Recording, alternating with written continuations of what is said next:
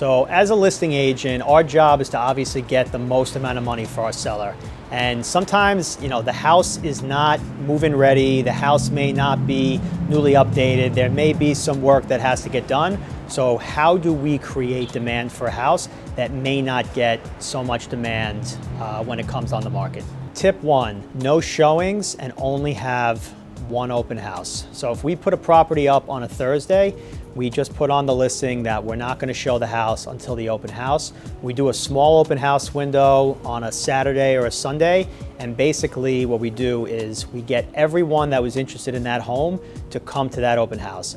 It kind of creates artificial demand for the house, and in the end of the day, this is what a lot of people are doing in order to get above ask offers or maybe get a price that was not meant for that home. A second way we can accomplish this is pricing the house at the market or slightly below. That will get an enormous amount of attention on the property and basically will flood the house with buyers. At that open house, those buyers are going to see all the people that are there, and they're going to know that if they want to be competitive, they're going to have to go up on their offer, and that may actually get the seller a price that they would not have gotten had they priced the house a little bit higher. Number three, sometimes you have to change up your strategy. You might speak with a seller in February. They say, I want to list my house in April.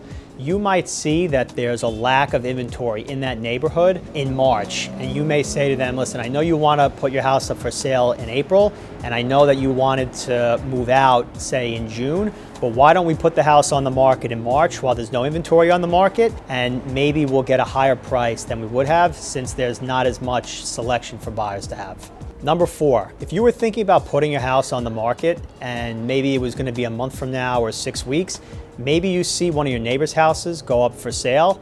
As soon as that house goes pending, I would immediately list your house for sale, because what will happen is there's going to be a lot of buyers that missed out on that house, and if it's in the same neighborhood, they're probably going to now come over to yours. They're going to be disappointed that they missed out on that first house, and you may actually end up getting a lot more for your house than you would have had you waited, a month or so when you wanted to actually list the house.